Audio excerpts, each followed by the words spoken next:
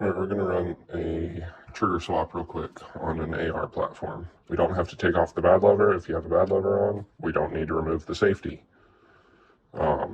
Some triggers, I'm sure you might have to take the safety out, but all right, we're just going to pop this on fire. We're going to release the hammer, and then what we're going to do, get a 1/8 inch punch. We're just going to slide this in right here, press down on the hammer, just push in a little bit. So you just kind of got to finagle it a little bit.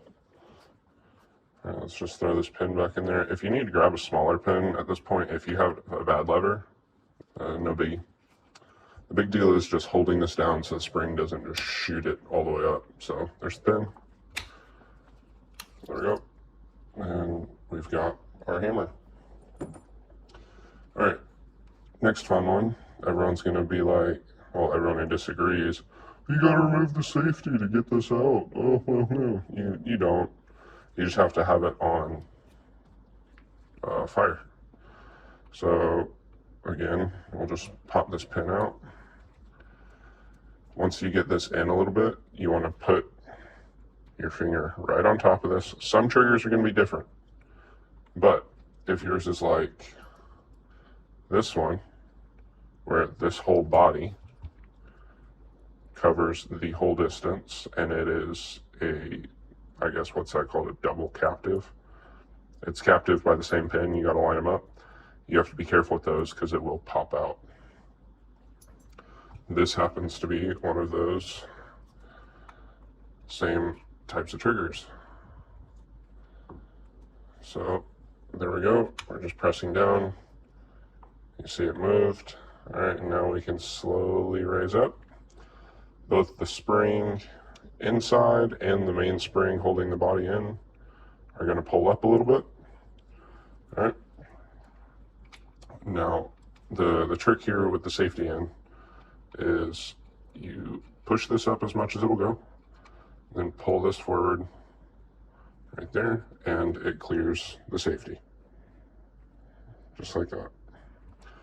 And then you can just take the whole thing out. There you go. I'll be completely honest, the main reason I'm swapping triggers is literally everything on this lower and gun in general is just completely black. Even my buffer is black. The spring is black.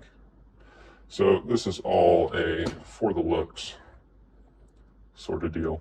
All right, here's the fun part. Again, you don't have to remove the safety. Now, yes, this is a curved trigger. I do this with flat triggers all the time. So we just put this in. You got to make sure these are pointing forward. This is tucked right in that corner if you've never installed one of these. All right. So there we go. It's just right in. How about that? All right. Then we just line it up. Grab a pin. You just want to line that junk up.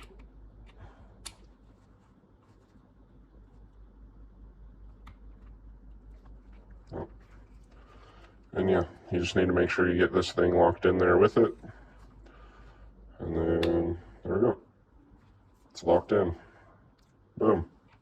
All right, flat side forward, spring oriented like this. So this little part of the spring goes on the back. The little legs go forward.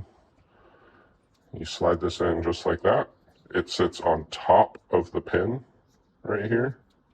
Sits on top like that, and then we push it in that way. So here we go. This is the best way I've ever done it. Orient it like this, on the table, flat like that. Yep. Place the legs of the spring on it.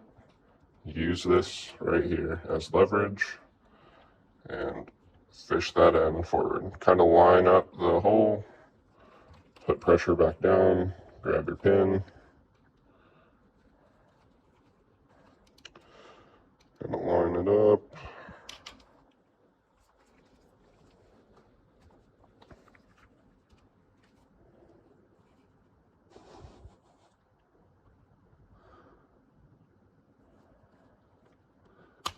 There we go. All right, now let's flip it around to the other side so we can make sure that that's lined up right.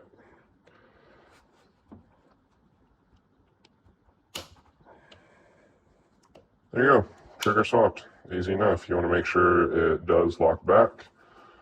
Put your thumb against it, push, pull the trigger, and it's good. There you go. If for some reason you release and it doesn't want to do this motion by itself, you did it wrong.